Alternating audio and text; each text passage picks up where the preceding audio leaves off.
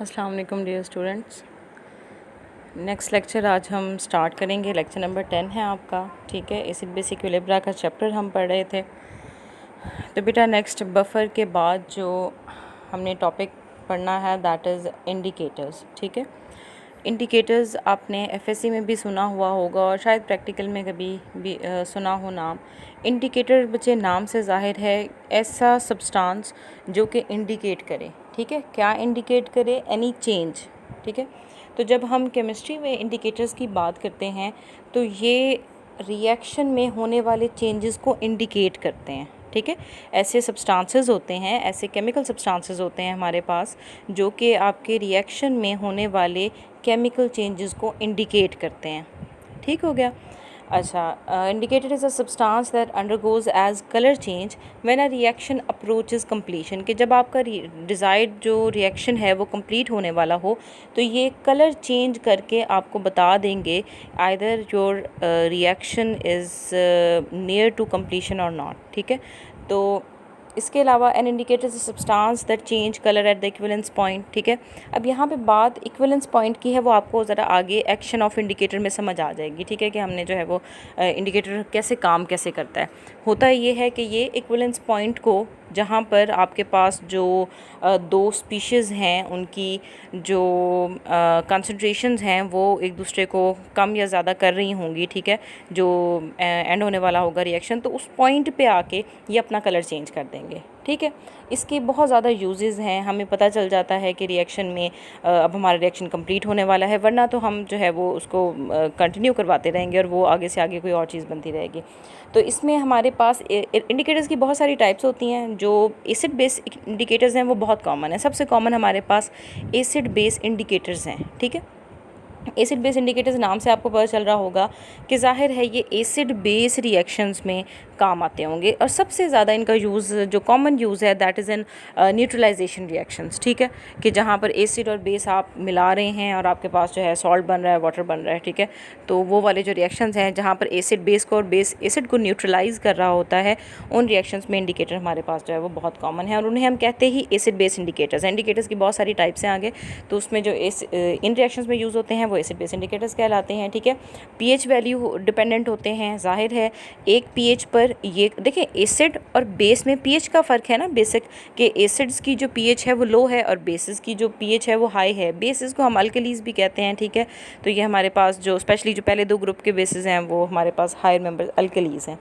तो अल्कलीज जो आपके पास अल्कलीज या बेसिस हैं उनकी पीएच कुछ और है, इसीलिए इंडिकेटर पीएच डिपेंडेंट है। अच्छा, there are other types of indicator, जैसे कि रेडॉक्स इंडिकेटर्स भी होते हैं, एड्जॉर्प्शन इंडिकेटर्स भी होते हैं, इसके अलावा भी और इंडिकेटर्स होते हैं, ठीक है।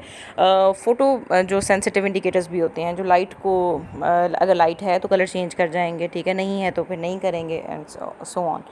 अच्छा, इसमें आगे हमने जो पढ़ने हैं, हमारा जो क्योंकि चैप्टर ही एसिड बेस के बारे में है, तो बेटा हमने जो पढ़ना है that is acid base indicators, ठीक है। Acid base indicators the equivalence point of N acid base titration is often detected by means of an indicator. जब भी हम एसिड बेस का रिएक्शन करवाते हैं यानी कि टाइट्रेशन रिएक्शन करवाते हैं तो हमारे पास जो एंड पॉइंट है या पता करने के लिए हमारे पास इंडिकेटर्स होते हैं, ठीक है।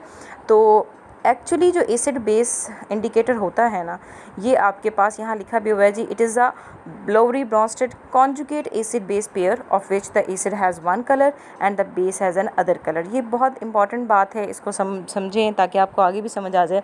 देखिए बेटा, एक्चुअली ये Lowry Bronsted conjugate acid base pair है। अब ज़रा रिवाइज़ करें, जो Lowry Bronsted acid base pair जो था आपके पास, वो ये था कि आपके पास प्रोटॉन दे दे तो एसिड है और प्रोटॉन एक्सेप्ट कर ले तो बेस है, ठीक है। एग्जैक्टली वही वाला पेयर हमें चाहिए, ठीक है, कि एक Lowry Bronsted acid base pair है जिसमें फ़र्क सिर्फ ये है कि एसिड अगर है, अगर वो आपका जो कंपाउंड है वो अपनी एसिडिक स्टेट में है तो फिर वो कोई और कलर देगा, और अगर वो प्रोटॉन को दे चुका है, डीप्रोटोनेट हो चुका है, प्रोटॉन को इमिट करने के बाद आपको पता है कॉन्जुगेट बेस बचा है बाकी, ठीक है। तो प्रोटॉन देने के बाद जब वो अपनी बेसिक स्टेट में या अल्कली स्टेट में चला जाएगा तो उस टाइम पे वो कलर कुछ और देगा। बात समझ आ गई, ठीक है। अभी नीचे हम पढ़ेंगे, आपको और अच्छा समझ आ जाएगा। ठीक है। उसके बाद at least one of the colour is intense, तो फिर कम से कम ये होना चाहिए कि अगर वो दोनों में कोई डिफरेंट कलर्स नहीं भी दे रहा एसिड या बेस में, तो फिर यूँ होना चाहिए कि एसिड में, यानी कि अगर एसिड में वो कलर लेस है तो एटलीस्ट बेस में जाते हुए उसका कोई डिस्टिंक्ट कलर हो, ऐसा कलर हो जो कि हम नेकेड आई से विजुअली डिटेक्ट कर सकें। ठीक है, बहुत लाइट कलर ना हो कि हम डिटेक्ट ही ना कर सकें, बड़ा शार्प सा कलर आना चाहिए। अच्छा, उसके ब्राइट सा कलर हो कोई, और उसके अलावा अगर बेस में उसका कलरलेस है, उसका कोई कलर नहीं है, तो फिर कम से कम अपने एसिडिक मीडिया में उसका कलर होना चाहिए। ठीक हो गया। अच्छा, उसके बाद most indicators are organic molecule. ज़्यादातर जो बेटा एसिड बेस जो इंडिकेटर्स हैं ये वीक ऑर्गेनिक मॉलिक्यूल्स होते हैं या ऑर्गेनिक एसिड्स होते हैं। ठीक है, कि जो वीक ऑर्गेनिक एसिड्स होते हैं, अब वीक का वर्ड आ गया तो इसका मतलब एसिड आसानी से अपना प्रोटॉन दे देगा, और ऑर्गेनिक एसिड्स हैं तो ये नेचुरली एग्जिस्ट करते होते हैं। ठीक है। अच्छा चलिए, ये अब आप जो है वो इसमें कोई क्वेश्चन हो तो मुझसे पूछ लीजिएगा।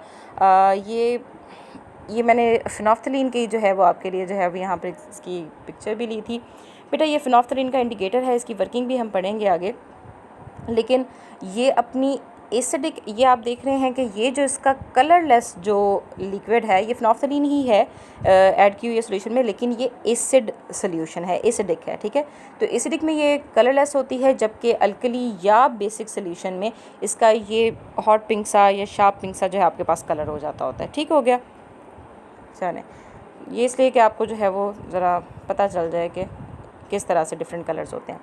फिर बेटा आज जो हमने पढ़ना है दैट इज़ ऑस्टवर्ल्ड थ्योरी। ठीक है, ऑस्टवर्ल्ड थ्योरी ये है कि ऑस्टवर्ल्ड ने इंडिकेटर्स के काम करने को एक्सप्लेन किया था वाया सिंपल डेरिवेशंस। ठीक है, कि किस तरह से ये काम करता होता है।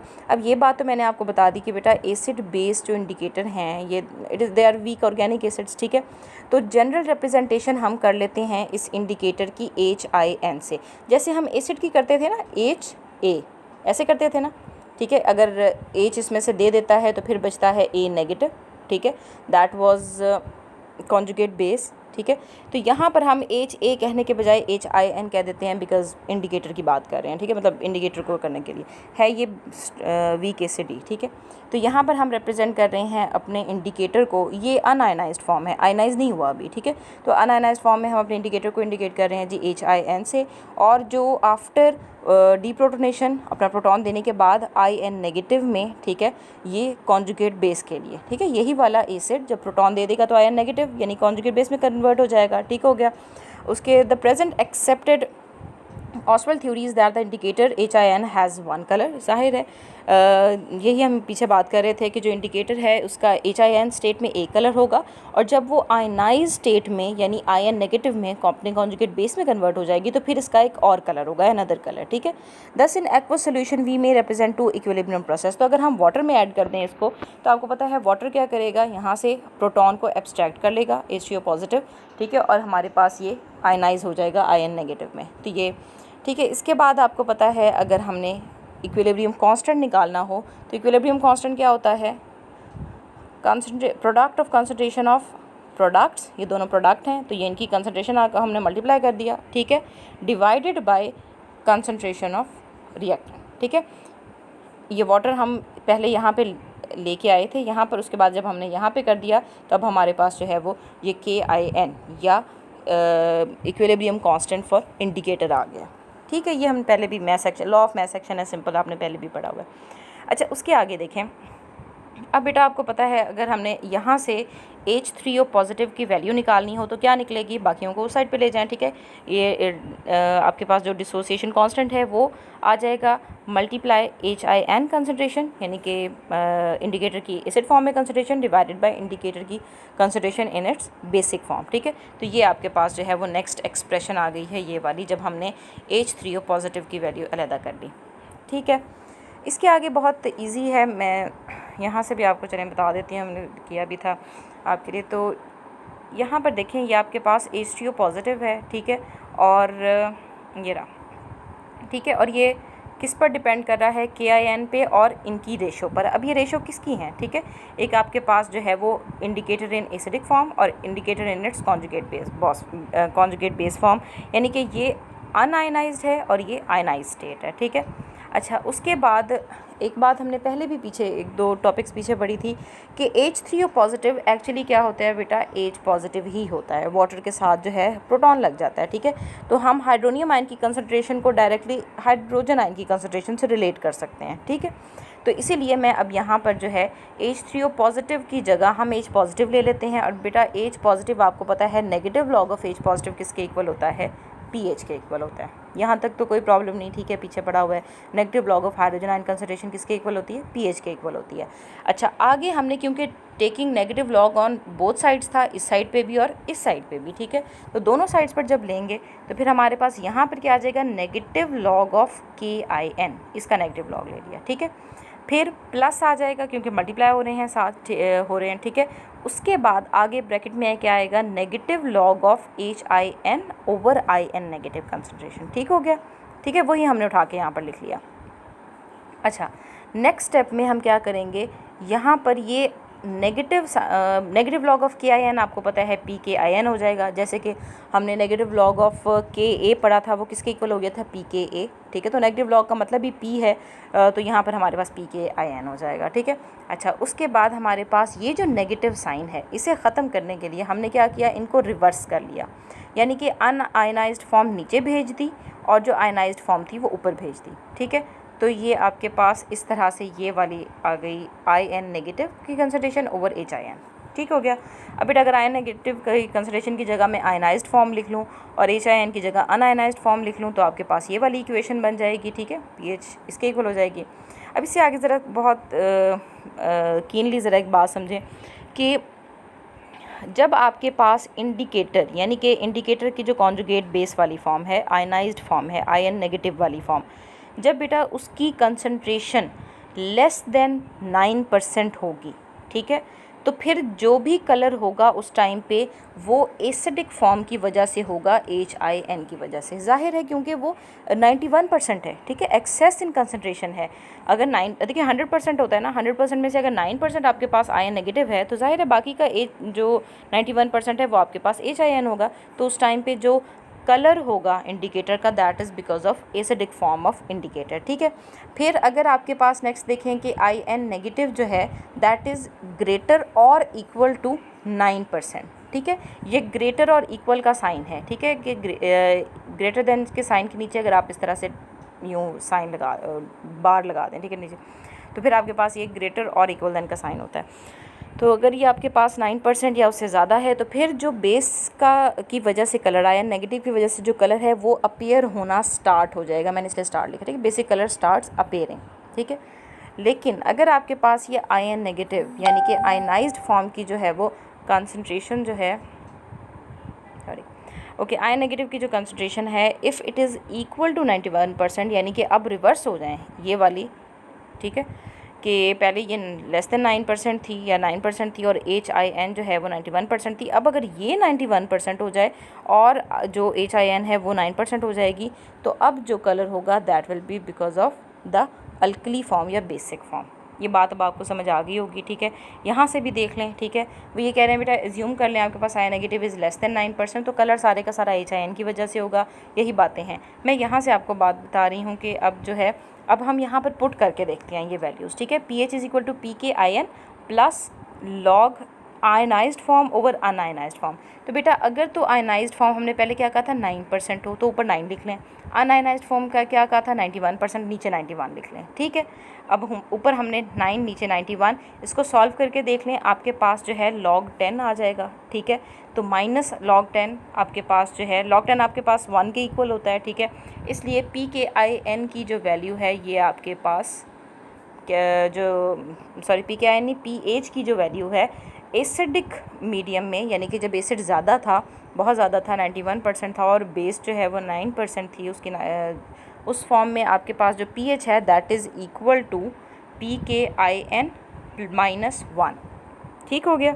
ये मैं बता दिया। दस इंडिकेटर चेंजेस कलर, ये हम आगे पढ़ लेते हैं।